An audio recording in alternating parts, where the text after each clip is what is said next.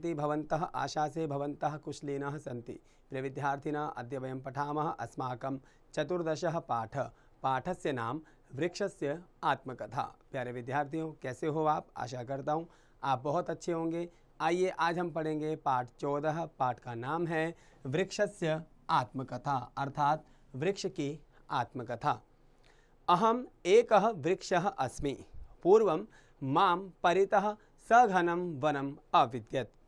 स्वार्थसिद्धये मानवाः क्रमेण सर्वान् वृक्षान् आपातयन्। अधुना अवशिष्टः एकाकी अहं संसारस्य क्रियाकलापम् ईक्षे। अद्यापि अहं विशालवृक्षान्, गुम्फिताः लताः, जलपूर्णान् सरोवरान् स्मरामि। वनस्य सघनतायाः कारणात् दिने अपि भास्करस्य रश्मयः तत्र प्रवेष्टुम् असमर्थाः आसन्। पक्षिणः मम शाखासु स्वनीडानि अरचयन्। ग्रीष्मे वर्षासु च अहं तेषां सन्ततिम् अरक्षम्। मम शाखानाम् उपरि कूर्दित्वा वानराः आमोदन्तः। स्वमित्रैः वृक्षैः सह अहं सततम् अभाषे। कदापि अहम् ईदृशः एकाकी खिन्नः च न अभवम्।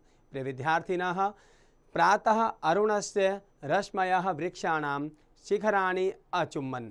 वनस्य खगाः तस्य स्वागतार्थं स्वकल्कलस्वरैः गीतानि अगायन्। पशवः अपि आहारार्थम् आखेटाय इतस्ततः अभ्रमन्। सायंकाले यदा सूर्यः अस्तः भवति स्म तदा पक्षिणः स्वनीडानि प्रत्यागच्छन्ति स्म। तेषां विविधैः स्वरैः सर्वं वनं कोलाहलमयं वर्तते स्म। रात्रौ यदा कदा दूरात् खगस्य मृगस्य वा शब्दः श्रुतिपथम् आगच्छत। प्रिय विद्यार्थिनः, यद्यपि वने अनेके खगाः मृगाः च वसन्ति, परं कः अपि जन्तुः स्वेच्छाचारी न भवति। सर्वे वनस्य अखिलतान् नियमान् पालयन्ति। प्रिय विद्यार्थिनः, अहं सृष्टेः रचयितारं वन्दे। हे प्रभो, मानवेभ्यः सद्बुद्धिं प्रयच्छ। मानवाः स्वरक्षार्थं स्वकल्याणाय वृक्षाणां वनानां च संरक्षणं कुर्युः।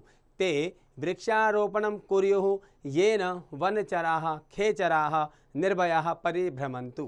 शुद्धवायु वहतु, मेघः वर्षतु, जलसिक्ता धरा शस्य श्यामला भवतु। सर्वे प्राणिनः सुखिनः सुरक्षितः च सन्तु।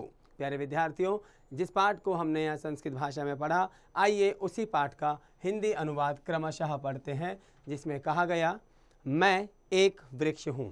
पहले मेरे चारों ओर सघन वन हुआ करता था, परंतु स्वार्थ पूर्ति के लिए मनुष्यों ने बारी बारी से सभी वृक्षों को काट दिया। प्यारे विद्यार्थियों, अब इस संसार के क्रियाकलाप देखने के लिए अकेला मैं ही बचा हूँ। आज भी मैं उन विशाल वृक्षों, आपस में गुथी हुई लताओं और जल से लबालब सरोवर को याद करता हूँ।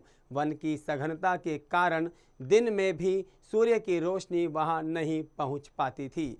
पक्षी मेरी शाखाओं पर अपने घोंसले बनाते थे।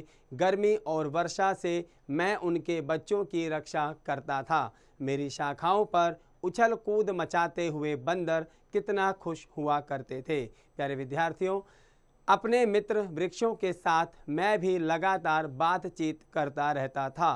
पहले कभी भी मैं इस तरह खिन्न और एकाकी नहीं था। सुबह सूरज की रोशनी जैसे ही वृक्षों पर पड़ती थी, सभी पक्षी कल कल के स्वर में उसके स्वागत हेतु गीत गाते थे। पशु भी अपने आहार व शिकार के लिए यहाँ वहाँ घूमने लगते थे। शाम को सूर्यास्त के बाद पक्षी और अपने अपने घोंसलों में लौट आते थे। प्यारे विद्यार्थियों, उनकी अलग अलग आवाज़ों से पूरे वन में कोलाहल मचा रहता था। रात में भी जब तब दूर से पशु पक्षियों की आवाज़ें कानों को सुनाई देती थी। यद्यपि वन में अनेक पशु पक्षी रहते हैं, परंतु वे स्वेच्छाचारी नहीं होते हैं। वे सभी वन के अलिखित नियमों का पालन करते हैं। मैं सृष्टि के रचयिता से प्रार्थना करता हूँ, हे प्रभु मनुष्यों को सद्बुद्धि दो ताकि मानव अपनी रक्षा व अपने कल्याण के लिए वृक्षों व वनों का संरक्षण करे। प्यारे विद्यार्थियों, वे वृक्ष लगाएं जहां पशु पक्षी निर्भयता से घूम सके, सबको शुद्ध हवा मिले, वर्षा हो, यह धरती सस्य श्यामला रहे, सभी प्राणी सुखी व सुरक्षित रहें।